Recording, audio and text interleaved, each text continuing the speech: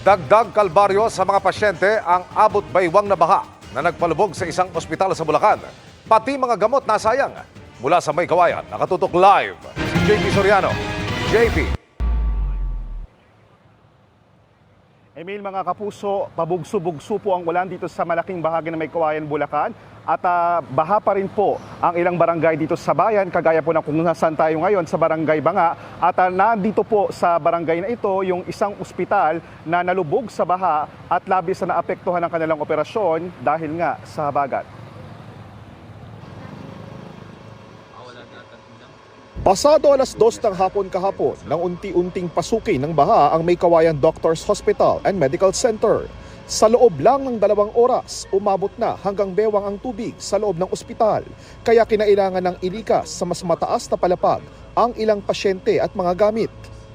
Ngayong araw, humupa na ang tubig pero balot pa rin ng putik ang halos buong ground floor ng pagamutan. Hindi kami makakapag-operate kung walang ilaw.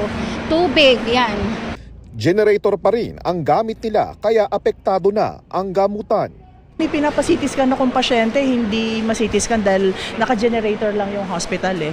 Sa kasagsagan ng baha kahapon, isa ang stroke patient na si Edward na isinugod sa ospital matapos isalba ng kanyang caregiver at kanyang kaibigan. Dahil naalala ko, yung pasyente, hindi ko naman iwanan talaga eh. Tubig, ganyan na. Ganito lang kababahigaan niya. Kaya isip namin, wala na eh. Hindi niya ako iniwan. Ayon sa Bulacan PD-RRMO, hanggang nitong alas 12 ng tanghali halos buong May Kawayan at Marilao ay apektado pa rin ng baha. Ang mga residente nagtali ng lubid para dianurin.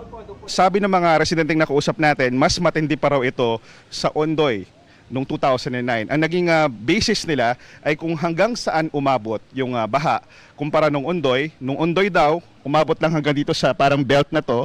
Pero kahapon, umabot daw hanggang dito sa portion na to sa may papaya leaves. Mas malala po. Doble po. Ganito rin ang obserbasyon ng ilang nakaligtas sa baha, gaya ni John Lloyd na halos 20 oras na natili sa bubong ng kanilang tinutuluyan. Sa ilang bahagi ng barangay, halos abot pa rin hanggang second floor ang baha.